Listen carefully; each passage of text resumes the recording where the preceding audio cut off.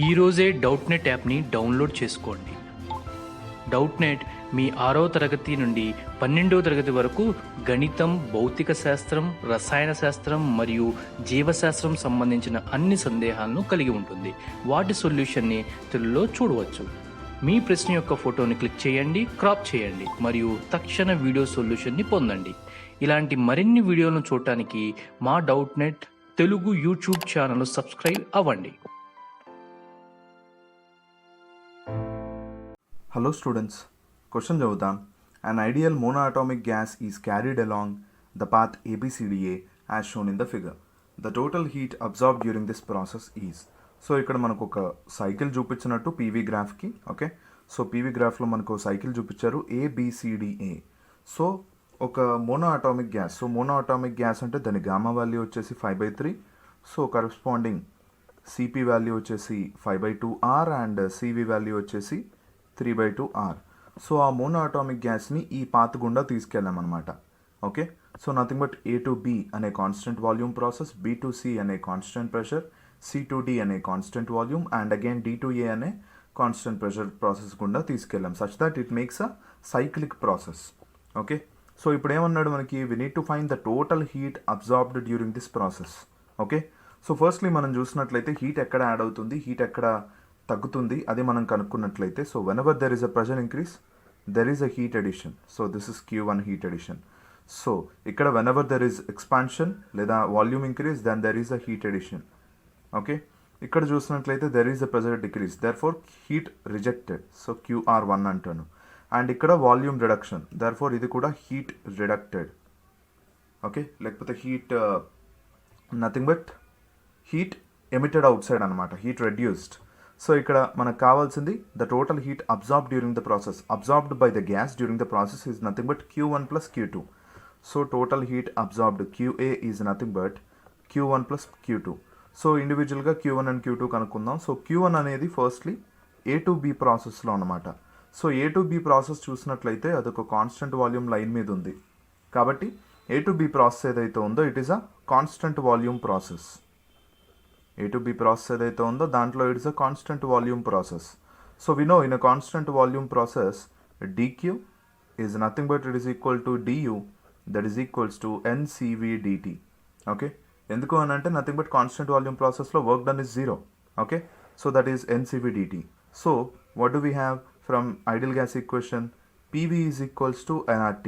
నా ఇక్కడ ఏంటంటే కాన్స్టెంట్ వాల్యూమ్, సో నేను డిఫరెన్షియేట్ చేశాను అనుకోండి అప్పుడు నాకు ఏంటంటే ఇది కాన్స్టెంట్ కాబట్టి I have to differentiate p. So delta pv is equals to nr delta t, okay. So ఇక్కడ మనకి n వాల్యూ ఏదైతే ఉందో స్టూడెంట్స్, ఓకే, n వాల్యూ అనేది మనకి ఇక్కడ ఏంటంటే వాడు ఇవ్వలేదు, okay. So just I replace. So delta p into v, delta p value ఎంత, ఇక్కడ p అనేది ఎంతకి ఇంక్రీజ్ అయింది, final minus initial 3p0 minus p0. So 3p0 minus p0 into corresponding volume ఏది, కరెస్పాండింగ్ వాల్యూమ్ వచ్చేసి V0, okay. So that is nothing but it is equal to nr delta t అనమాట, okay students. So nothing but ఏంటంటే నేను ఇప్పుడు n and delta t ప్లేస్లో ఈ మిగిలిన part అంతా సబ్స్టిట్యూట్ చేయొచ్చు అని చెప్పేసి అర్థం, ఓకే. సో ఇక్కడ dq నథింగ్ బట్ మనకు కావాల్సిన Q1, okay. So Q1 is equals to, so n into delta tea ప్లేస్లో నేను ఇదంతా సబ్స్టిట్యూట్ చేస్తాను. సో 3p0 మైనస్ p0 అంటే 2p0. So 2p0 v0 by r into, okay, into cv ఉంది. cv value మనం చూసినట్లయితే 3/2R. So 3/2R, rr cancel, 2 cancel. So what do we have, Q1 value ఏదైతే ఉందో అది మనకి 3p0 v0 అనమాట, okay. So సిమిలర్గా ఇటువైపు మనం ఏంటంటే B to C కనుక్కుందాం. సో B to C మనం చూసినట్లయితే స్టూడెంట్స్ అదేంటంటే it is a constant pressure process, okay. So అది ఒక constant pressure process. So constant pressure ప్రాసెస్లో there will be some work done and dq value ఏదైతే ఉందో that will be nothing but ncp dt అనమాట, okay. And ఆ constant pressure process అనేది ఎక్కడ జరుగుతుంది, 3p0 అనే ప్రెషర్ దగ్గర. సో సిమిలర్గా ఇక్కడ డిఫరెన్షియేట్ చేసినట్లయితే p into delta v, p constant కాబట్టి v మారుతుంది కాబట్టి p into delta v is equals to nr into delta t, okay.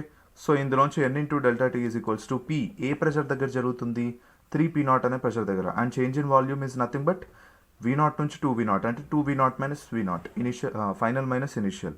So that is nothing but 3p0 అనే ప్రెషర్ దగ్గర జరుగుతుంది into 2v0 minus v0 by r. So let us substitute this in this. So this is nothing but q2.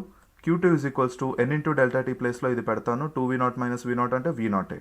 So 3p0 v0 by r okay plus నేను చూసినట్లయితే ఇది ఏదైతే ఉందో students CP value వచ్చేసి 5/2r plus కాదు ఇది my into 5/2 r cancel and 5 3 is 15/2.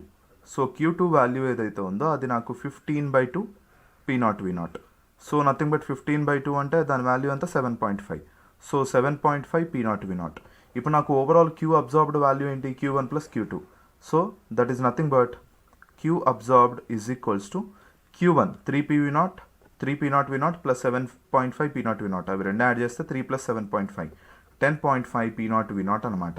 Okay so options మనం చూసినట్లయితే 10.5 p0 v0 కోసం first option. Therefore this is our answer.